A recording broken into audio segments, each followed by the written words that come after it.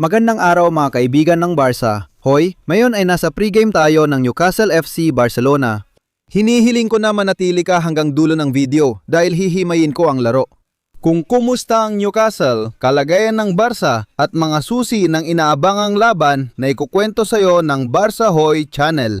Iniimbitahan kitang manatili at mang-enjoy dahil may malaking laban mamaya dito sa Barca Hoy. Pre-game sa video na ito, tapos live ang laban mamayang hapon. Napaka-exciting ng araw nating ngayon. At bukod pa sa Newcastle Barca, meron din tayong Galatasaray Liverpool, Atletico de Madrid laban sa Tottenham, at syempre, pati na rin ang Atalanta Bayern de Munich. Grabe, matindi ang laban ngayong gabi ng Champions para sa Barca. Balikan natin ang opisyal na listahan ng mga tinawag at available na manlalaro. At narito ang listahan kasama sina Joao Cancelo, Araujo, Cubarsí, Gavi, Ferran Torres, Pedri, Lewandowski, Lamine Yamal, Rafinha, Joan Garcia, Marco Rashford, Fermín López, Marc Casadón, Gerard Martín, Ronny Bardaghi, Olmo, Marc Bernal, Eric Garcia, Chesney, Kochen, Cortés, Spar at Tommy Marquez. Binanggit ko si Gavi dahil sumama siya sa grupo at inaasang makakakuha ng medical clearance para sa mga susunod na laban. Sa panig ng Newcastle, ang kanilang coach na si Eddie Howe ay nagsabi ng mga sumusunod. Pakinggan ninyo, ito ang kanyang sinabi. Ito ang pinakamahalagang laban ng Newcastle nitong mga taon. Galing sila sa pagkatalo ng 1-3 laban sa City, panalo ng 2-1 kontra Manchester United, talo sa bahay laban sa Everton 2-3, panalo sa Carabao sa second leg ng playoffs ng Champions 3-2, at talo rin sa City sa Liga 2-1. Ito ang mga nagawa ng Newcastle, ang Barca, alam nyo na. Galing tayo sa panalo kontra Atletico de Bilbao, 0 ito sa napakagandang goal ni Lamine Yamal, habang ang Atletico de Madrid ay nanalo rin 3-0 sa maganda nilang laro, ngunit hindi pa rin ito sapat. Sana ngayon sa unang laban, hindi na mangyari ang 4-0 na pagkatalo natin sa Copa del Rey. Ngayon, kailangan nating siguruin ang laban at magpakita ng magandang laro laban sa isang kalabang siguradong magiging mahirap. Si Joan Garcia na dumalo sa press conference ay nagsabing malinaw sa kanila ang dapat gawin. Inanalisa ng goalkeeper ang laban mamayang hapon sa St. James Park. Ganon din ang ginawa ng coach na si Hansi Flick na binigyang din na ngayong linggo, pakinggan ninyo, ay isa sa pinakamahalagang linggo ng season. Tingnan mo, dito sa Champions nagbigay siya ng pahayag. Nakuha mo ba ang sinabi ni Hansi Flick? Magaling maglaro ang Newcastle, nagpe-press sila ng 1-1, ibig sabihin bawat isa ay nagpe-pressure individually. Mabilis umatake ang kalaban, kaya dapat tayong magdepensa ng maayos, may tapang at pride dahil parehong laban ang bibilangin. Tandaan nyo ito, mahalaga ang impormasyong ito.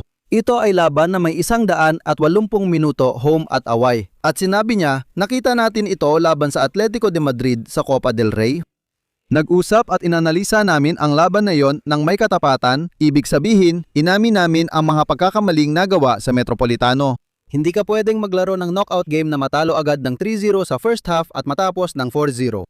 Malaking pagkatalo yon na dapat mong iwasan dahil pwede kang matanggal sa kompetisyon tulad ng nangyari sa amin sa Copa del Rey. At pamilya, may oras pa kayong sumali, mag-iwan lang ng prediksyon sa website ng Big Gap, opisyal na partner ng Barca Hoy. May kamanghamanghang prediksyon tayo ngayon, magrehistro gamit ang iyong Gmail at pumili ng hindi bababa sa 2 prediksyon. Anim lahat ito at kailangan mong pumili ng oo o hindi. Inirerekomenda kong piliin mo ang mga ito. Halimbawa, makaka-score ang Barca ng higit sa 1 goal, pipiliin ko ang oo. At ang huli, magkakaroon ng mas mababa sa 1 goal sa first half. Pipiliin ko ang hindi kasi sigurado akong mahigit 1 goal ang mangyayari. Sumali ka sa Barca Hoy, tulungan kami at pwede kang manalo ng premyo. May tsansa kang manalo ng $25,000 sa raffle at kung makaabot tayo ng 120 prediksyon, ipapamigay namin ang opisyal na Barca jersey. Ibinibigay na natin lahat, tuloy-tuloy lang, ani Hansi. Hindi kami nagdepensa ayon sa gusto namin bilang koponan, kaya pinag-usayan namin ito dahil mahalaga ang depensa sa Champions. Ito ay isang patunay na umaasa akong ipapakita ng Barca ngayon at sana talaga makakuha tayo ng magandang score sa napakagandang laban na ito. Siya nga pala, paki-like naman ng video at iwan mo rin sa mga komento ang hula mo sa laban. Iwan mo ang iyong score. Newcastle, Barcelona, babasahin ka namin. Ayon kay Eddie Howe, coach ng Newcastle, itinuring niyang pinakamahalaga ang laban na ito sa kasaysayan ng Newcastle nitong mga taon. Sabi niya, para sa kanya, ito talaga.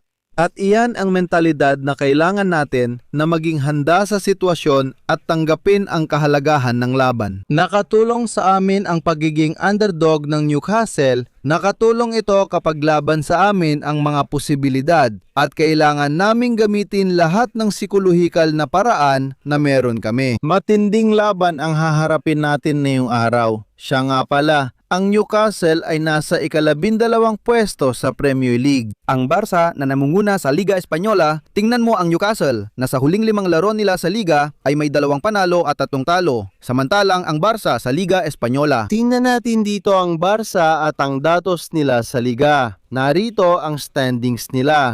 Nangunguna sila sa huling 5 laro, 4 na panalo at 1 talo. Ayan, nandyan ang datos ng Barca at ng Newcastle. Mga posibleng lineup. Ngayon, ibibigay ko ang susi ng laban. Narito ang ating posibleng starting 11. Johan Garcia sa goal, Eric at Cancelo sa gilid, Cubarsí at Gerard Martin. Kahapon nabanggit ko sa video na bukod kay Cubarsí, lahat ay pwedeng magpalit at mag-rotate ng posisyon. Paladay ko, garantiya ito para sa coach dahil kaya nilang mag-adapt sa iba't ibang sitwasyon. Practical din at masarap panuurin. Sa midfield, inaasahan natin sina Marc Bernal at Pedri. Sa attacking midfield, si Fermin Lopez. Sa kanan, si Lamine Yamal at sa kaliwa naman si Rafinha. Iniiwan ang posisyon ng striker. Para kay Robert Lewandowski, ito sa tingin ko ang lineup ng Barca. By the way, bilang detalye, may 3 manlalaro ng Barcelona na may 2 dilaw na card at warning. Sina Lamine Yamal, Fermin Lopez at Gerard Martin. Kapag nakakuha pa sila ng dilaw ngayong gabi, hindi sila makakalaro sa second leg sa Camp Nou, kaya kailangan nila mag-ingat kontra Newcastle. Si Ransal sa goal kasama sina Trippier, Diag, VAR, Hall sa depensa at sina Tonali at Joel sa gitna. Si Ransip sa kanan, Elanga sa kaliwa, Harvey Barnes at Anthony Gordon sa unahan. Siya ba ang pinakamagaling nilang manlalaro? Sa palagay ko, wala sa starting 11 ang pinakamabilis at maraming goal na manlalaro ng Magpies. Si Woltemade, ang higanteng Aleman, ay tiyak na makikita sa ikalawang kalahati. Siya ay may mahalagang pisikal na katangian. Ano ang mga susi ng laban? Ganito, pamilya. Sa tingin ko, dapat kontrolin ng Barca ang bola dahil sila ay mabilis at nagbibigay ng matinding pressure. Ipe-press nila tayo sa itaas at lunurin ang Barca sa gilid. Ibig sabihin, sa sarili nating area. Susubukan nilang ipasok tayo, ibig sabihin sa area ng Barca. Susubukan nilang maglagay ng mga manlalaro para i-pressure tayo, para hindi tayo maging komportable sa pagbuo ng laro. Diyan, may mahalagang papel si Pedri kasama si Marc Bernal para maipasa ng maayos ang bola ng Barca at mahanap ang mga espasyo. Kasama sina Lamine Yamal, Fermin Lopez at Rafinha bilang mga forward, mahalaga rin ang papel ni Robert Lewandowski sa pag-fix ng central defender, VAR at Diad. Para saan? Para kapag na-fix na ang 2 central defender, lumitaw ang mga espasyo sa pagitan ng central at lateral at makapasok si Fermin Lopez. Si Rafinha na madalas pumapasok sa loob ay pwedeng lumitaw sa pagitan ng central at lateral para samantalahin at pahirapan ang kopo ng Ingles. Mahalagang walang problema, huwag magmadali at hawakan ang bola. Kailangang maging matatag ang Barca sa depensa at laging handa sa counter-attack ng kopon ng Ingles. Mag-ingat sa gilid kay Anga, Barnes at kay Anthony Gordon sa unahan dahil mabilis at magaling sila. Mag-ingat sa pagdating mina Joelinton at Jaco Rance dahil malalakas at mabilis sila. Uulitin ko, mahalaga sa laro ng Newcastle ang set pieces dahil silang dominante sa ere. Bakit? May matatangkad silang manlalaro, lalo na ang mga center back na sina Diaz at VAR. Tingnan mo, isa ay 1.94 meters, yung isa 2 meters, at karamihan sa kanila lagpas 1.80 meters ang taas. Naniniwala akong malaking bentahe ito para sa kanila dahil sa set piece, maaari nila tayong masaktan. Pinaalala ko na nanalo ang Barca kontra Newcastle sa Liga, 1-2, sa 2 goal ni Marcus Rashford. Sa isang mahusay na Barca na nagsimula ng malakas pero humina kalaunan, nagtapos sila sa paghihirap pero nakuha ng Barca ang 3 gintong puntos nung araw na yon sa St. James Park.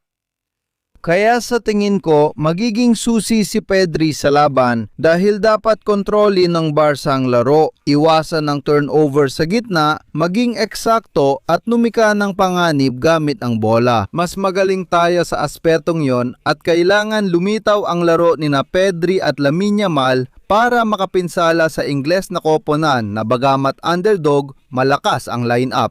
Inaasahan naming magiging matindi ang laban at parehong koponan ay makakapuntos. Ano pa ang gusto mong sabihin ko? Kailangang manalo ang Barca kahit anong mangyari. Payag na ako sa 1-2 o 1-3.